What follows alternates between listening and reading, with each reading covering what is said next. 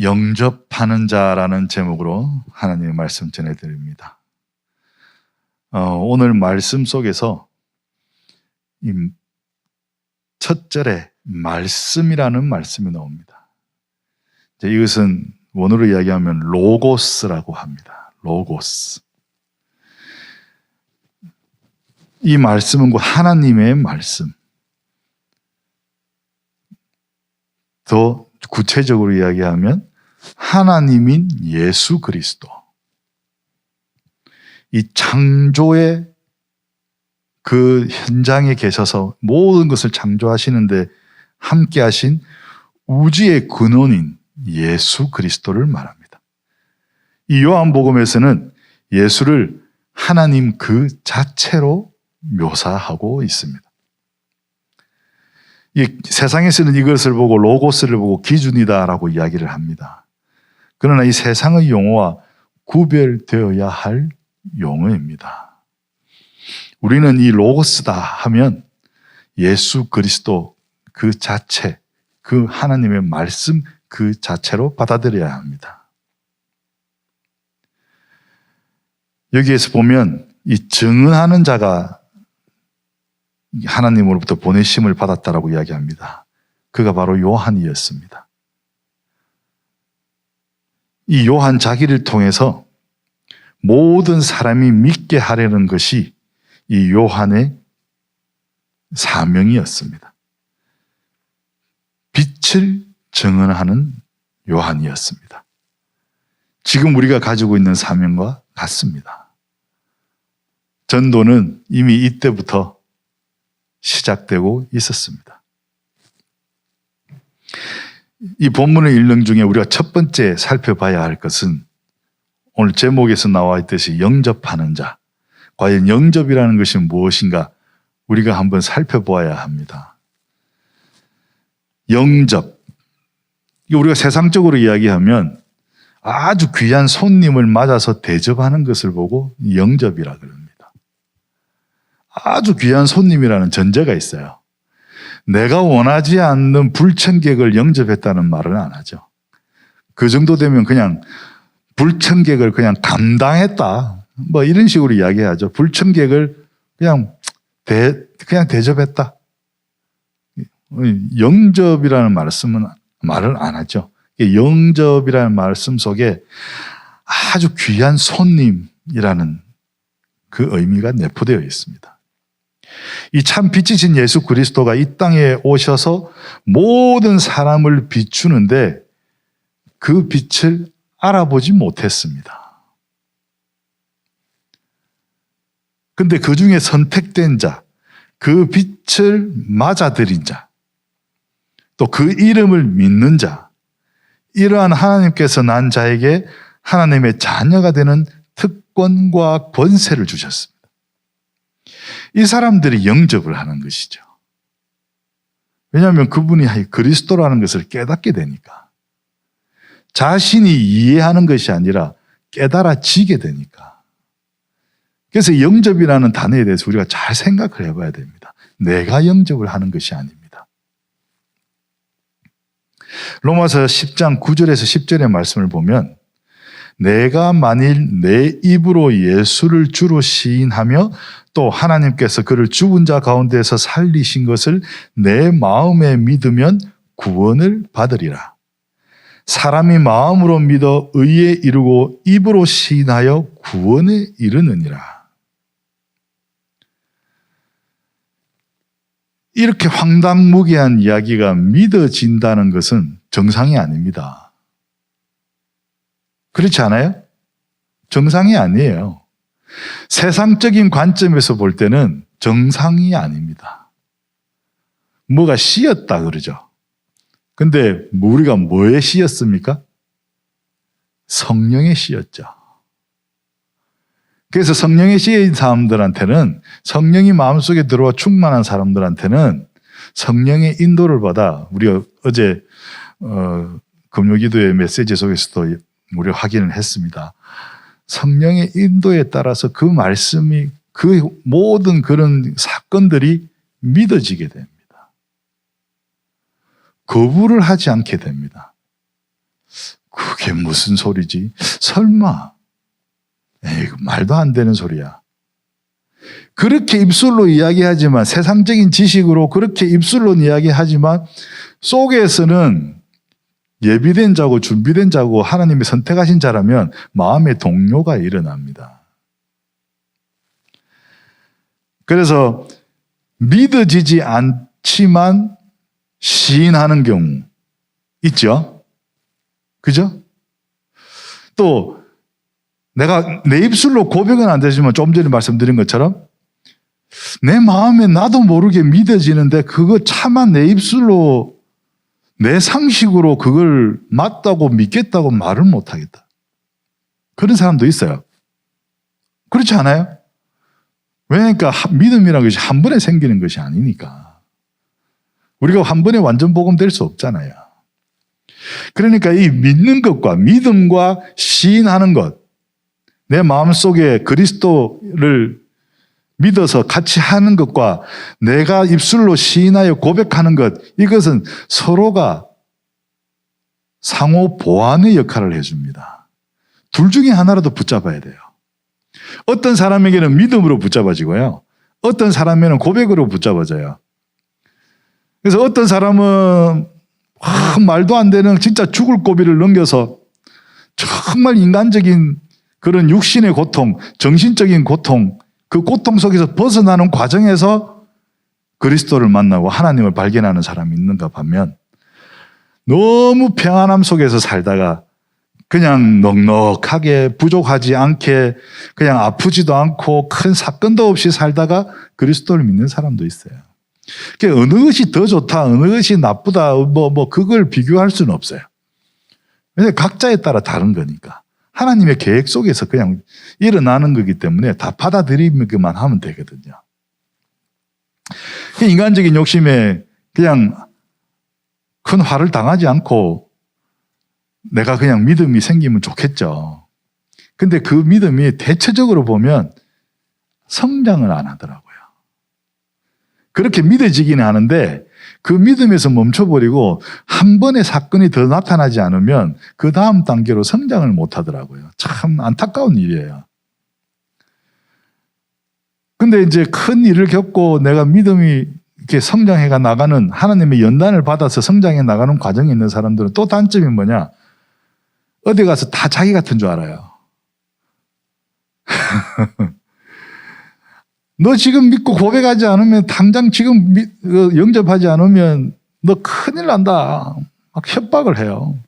그리고 막 설득을 해요. 설득을. 자기 이야기로. 그런 경우에는 섬찟섬찟하죠.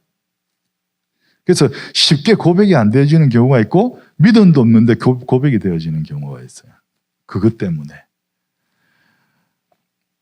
그래서 우리가 믿고 시인한다.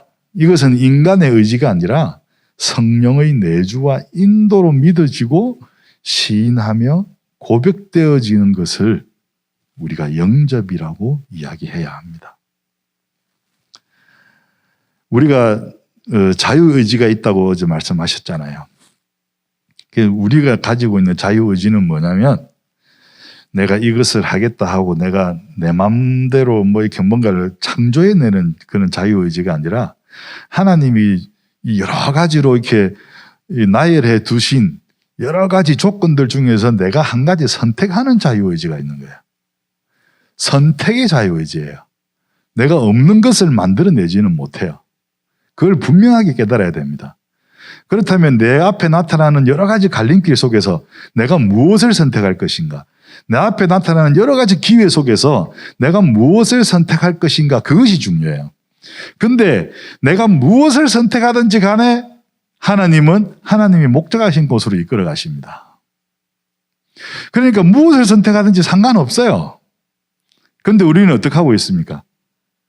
선택해서 내가 그걸 경험하면 이게 고난의 선택이든 그런 행복의 선택이든 물질적인 축복의 선택이든 뭐든지 간에 그 속에서 내가 연단되고 내 믿음이 성장할 텐데 그걸 선택을 하지 못해서 갈등만 하고 있어요. 이거냐 저거냐 이거냐 저거냐.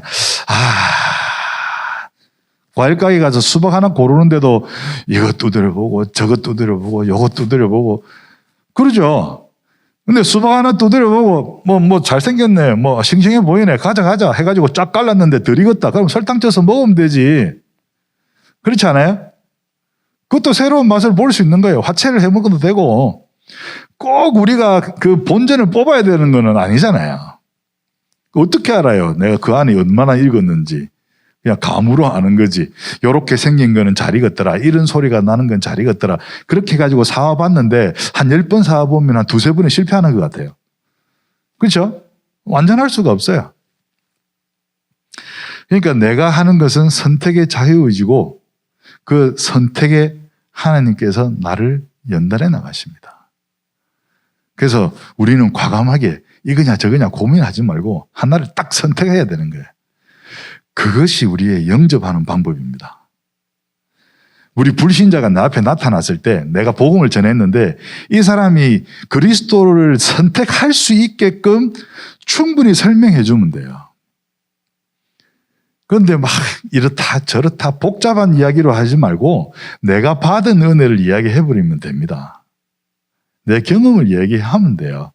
그리고 그 친구가 이야기를 듣고 고개를 끄덕이면서 뭔가 말을 꺼낼 때 그 말이 무슨 말이 나오냐에 따라서 그 친구의 마음속에 내 말이 접근에 들어가고 있느냐, 그리스도가 역사하고 있나, 성령이 역사해서 지금 그리스도가 지금 이 사람 마음속에 들어가고 있느냐 없느냐가 확인이 되거든요. 그러면 그냥 기도하면 돼요. 거기서 굳히기 한다고 확인 작업, 확인 사살 하지 마시고 성령님이 하시도록 그냥 우리가 기도하면 됩니다. 그 영혼을 위해서. 우리가 예수님을 믿으라라고 이렇게 명령해서 말할 수 없는 거예요. 누구 보고, 우리 뭐 집에 애들 보고 너 예수 믿어야 돼. 믿어집니까? 그런다고 해서. 절대 안 믿어집니다. 오히려 반감만 생길 뿐이에요. 그러면은 믿기 싫은데 믿으라 이러면 어떻게 해요? 안 믿어야 될 이유를 찾는다니까요. 옛날에 한번 말씀드린 것 같은데 우리 선배가 내가 이제 예원교회 다닌다 그러니까 그 이단인데 왜 다니냐고. 이단 아니라 해가지고 조금 실랭이가 있었어요. 그랬더니 이 선배가 집에 가가지고 집에서 밤새도록 다락방 이단, 예원교회 이단 이단 자료만 찾아가지고 집에 있는 프린터를 한 이만큼 한 100장 넘을 것 같아요. 프린트 해봐가지고 자 봐라 하고 또 던져주는 거예요. 그럼 이 사람은 완전히 다락방은 이단이라는 거에 각인이 돼버려요. 그 하룻밤 사이에. 왜 복음을 이야기하고 있는가? 우리가 이야기하고 있는 복음이 무엇인가를 조사하는 것이 아니라 그냥 이단이라는 것만 조사하는 거예요. 그래서 우리가 믿어라 하고 강제적으로 이렇게 하면 믿지 않아야 될 이유들을 자꾸 찾고 발견하게 돼요. 세상적으로 가게 된다는 거예요. 그러니까 그 책임도 우리한테 있잖아요. 우리가 상처를 줘서 그 사람을 물에 빠뜨리는 게 되지 않습니까? 그래서 영접은 불신자가 아니라 하나님의 백성이 하는 일이기 때문에 그 하나님이 영접하게 하시도록 우리는 그 기회만 주면 됩니다. 절대 영접 당하는 자를 만들면 안 돼요. 그 알 수 없는 수수께끼가 되어버려요. 그렇지 않아요? 여러분 이렇게 우리가 보통 교회에서 생일 맞이하신 분 축하드립니다. 뭐 이런 말 많이 하죠. 생일을 맞이했다. 근데 생일 당하신 분 축하드립니다. 이런 말도 한번 들어보신 적 있을게요? 느낌이 완전히 다르지 않아요? 생일을 맞이한 사람.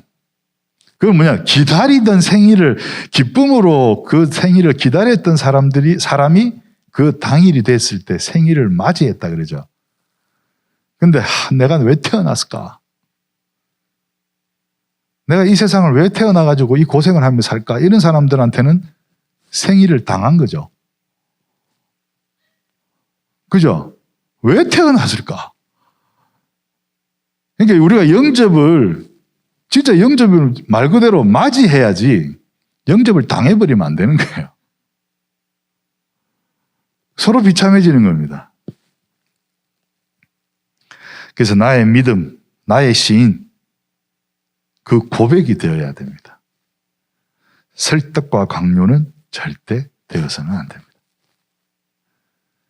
두 번째, 우리가 영접해야 될 예수 그리스도를 한번 살펴봅시다.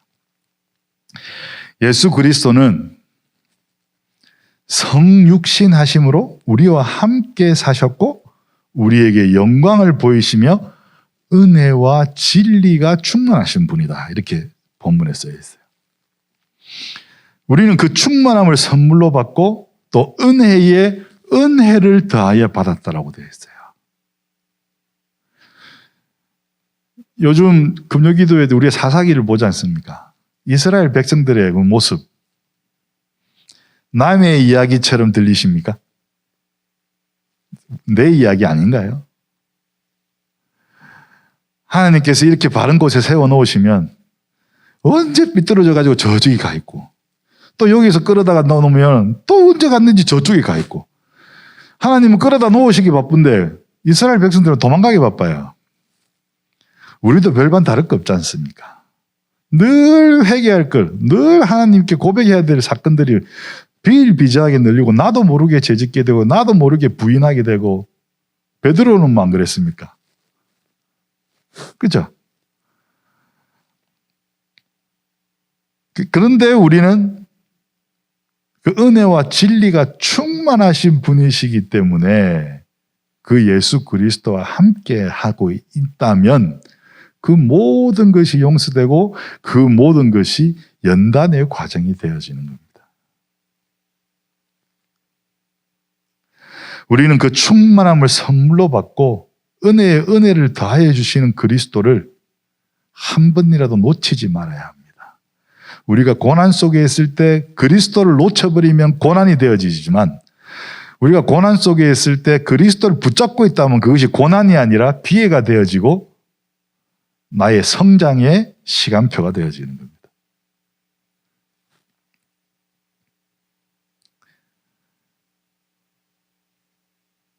그리고 성육신하신 그 그리스도 자신을 통해서 그 자신의 모습을 통해서 이 공생의 사역들을 통해서 또 부활하셔서 40일 동안 제자들에게 하나님 나라를 이야기하시면서 하나님의 모습을 이야기해 주셨어요. 우리는 하나님 본 적 없잖아요. 우리가 하나님의 형상을 닮았다 그러는데 한 번도 본 적이 없잖아요. 근데 그리스도를 통해서 우리가 보게 되는 거죠. 여기서 본다는 것은 영안으로 보는 것을 이야기합니다. 우리 육안으로 확인하는 것이 아니라 영안으로 느끼는 것을 이야기하죠. 믿을 수 있냐 없냐를 따지면 아직 이 예수 그리스도를 영접할 때가 아닙니다. 따지지 않고 믿어져야 합니다. 믿으면서도 잘 모른다 하는 사람이 있습니다. 아까 말씀드렸듯이. 그것은 체험이 없어서 그렇습니다. 그리스도를 체험하지 못해서, 성령의 인도를 체험하지 못해서, 그래서 하나님의 은혜를 체험하지 못해서 믿어는 지는데 잘 모르겠다. 그 사람의 체험을 내가 대신해 줄 수 있습니까? 그 사람이 그 믿음은 있으니까 그 사람 스스로 성화의 과정을 선택하고 밟아가야 됩니다. 우리와 마찬가지로. 그리고 내 믿음의 증거를 가지고 내 믿음의 증언이 될 때, 내 믿음의 증거 있잖아요. 다 있어요. 그리고 그 증거를 가지고 아무리 하찮은 것이라도 내 입술로 증언이 될 때, 내가 그리스도의 증인이 됩니다. 그리스도를 모르는 이들은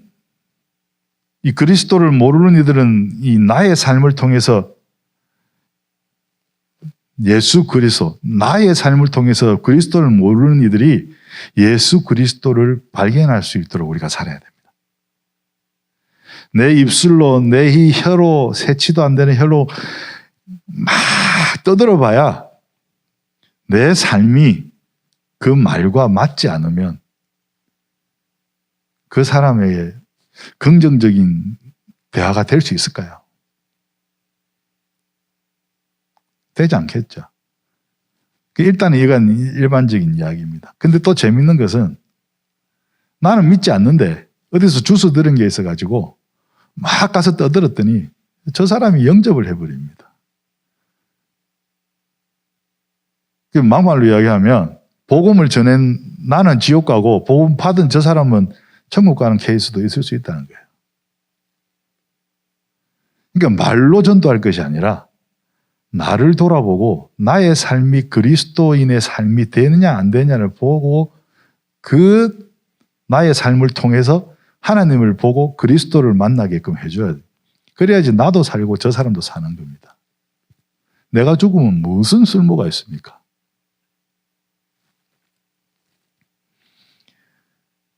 그리스도도 돌아가시지 않았냐? 그거는 다시 살아날 거기 때문에 돌아가신 거예요. 완전한 속죄를 위해서. 그리고 다시 살아나셨어요. 그럼 우리도 뭐 지금은 안 되지만 뭐 죽었다가 다시 살아나면 되지 뭐. 그거는 우리한테는 해당되는 이야기가 아니잖아요. 전혀 아니거든요.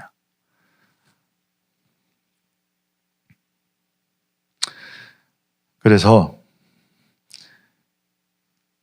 나를 통해서 예수 그리스도의 모습이 보여지는 것이 우리가 할 수 있는 전도의 최선의 방법이고 최고의 방법입니다.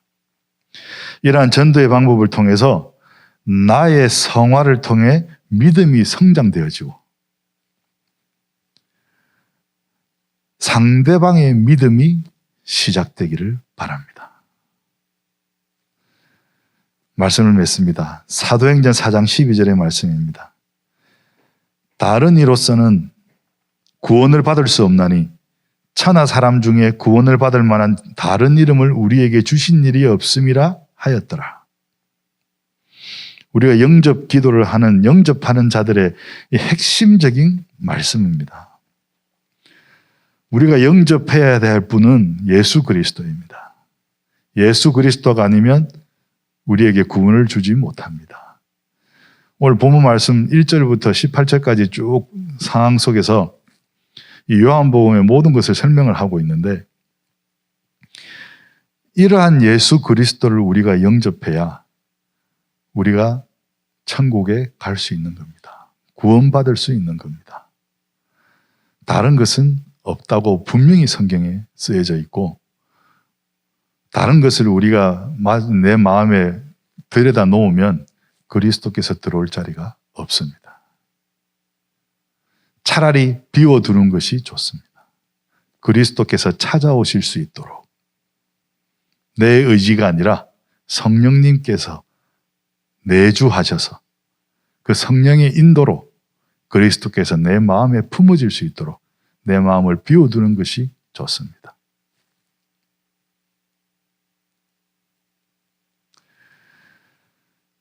사람에게 주신 이름, 그 이름 가운데 우리가 의지하여 구원을 얻어야 할 이름은 하늘 아래에 예수 그리스도라는 이름밖에 다른 이름은 없습니다.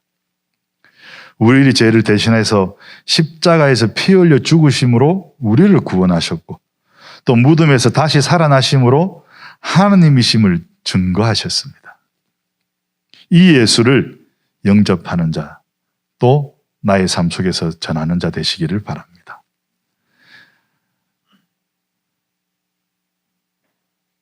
우리 영접기도 참 많이 하셨죠. 이때까지 지금 오늘 영접이라는 것, 우리가 영접해야 될 예수 그리스도에 대해서 또 영접하는 자가 어떤 자인지 이미 택정되어 있는 자라는 것까지 말씀을 드렸습니다. 그럼 우리가 그냥 끝내버리면 섭섭하잖아요. 함께 영접기도 한번 해봅시다. 내 마음속에 믿어지는 그리스도가 계신지 확인하는 시간 한번 가져봤으면 좋겠어요. 저는 우리가 새가족 초청 이렇게 해서 예배 드릴 때 강단에서 영접 메시지 할 때 꼭 해요. 꼭 해요. 먼 사람 보고 꼭 합니다. 좋더라고요. 확인되어지니까. 근데 점점 내 마음속에 내 안에 있는 그리스도가 한 번 하고 두 번 하고 세 번 할 때마다 없던 게 새로 생기는 게 아니라 점점 커지는 것을 봐요. 아, 나는 성장하고 있구나라는 그 확인이 되더라고요. 한번 제가 같이 한번 기도하는데 제가 천천히 읽어드릴게요. 제가 기도할 때 한번 따라서 그냥 마음속으로 한번 상상하면서 그냥 입술로만 하지 말고 머릿속으로 상상하면서 마음에 심어 보시기 바랍니다.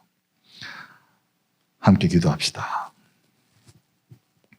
사랑의 하나님, 인생이 어디서 와서 무엇을 하다가 어디로 가는지 알지 못하고 방황하며 살았습니다. 이제 내가 죄인임을 깨달아 지금 마음의 문을 열고 예수님을 구주로 영접합니다. 내 안에 들어오셔서 나의 주인이 되어 주시옵소서. 나의 과거에 지은 죄, 현재에 짓는 죄, 미래에 지을 죄까지 다 십자가의 보혈로 씻어서 용서해 주시고 나를 하나님의 자녀 삼아 주심을 감사드립니다. 지금부터 천국 가는 그날까지 인도하여 주시옵소서. 예수님의 이름으로 기도합니다. 아멘. 우리 예수님교회 모든 성도 여러분이 이 증거를 증언하는 증인의 삶을 사는 그리스도의 절대 제자 되시기를 축복합니다. 마무리 기도하겠습니다. 하나님 아버지 감사드립니다. 저희들에게 이렇게 영접의 의미를 다시 한번 생각하게 하여 주시고 영접하는 자가 얼마나 선택된 자인지를 깨닫게 하여 주심을 감사드립니다. 저희들 마음속에 있는 그리스도가 날로 커지게 하여 주옵시고 저희 마음속을 가득 메워서 다른 것이 틈들여 들어오지 않도록 주님께서 날로 저희의 믿음을 성장시켜 주시옵소서. 오직 그리스도만 의지하며 그리스도만 향해 나아가는 그리스도의 절대제자 되게 하여 주시옵소서. 예수 그리스도 이름으로 기도드리옵나이다. 아멘.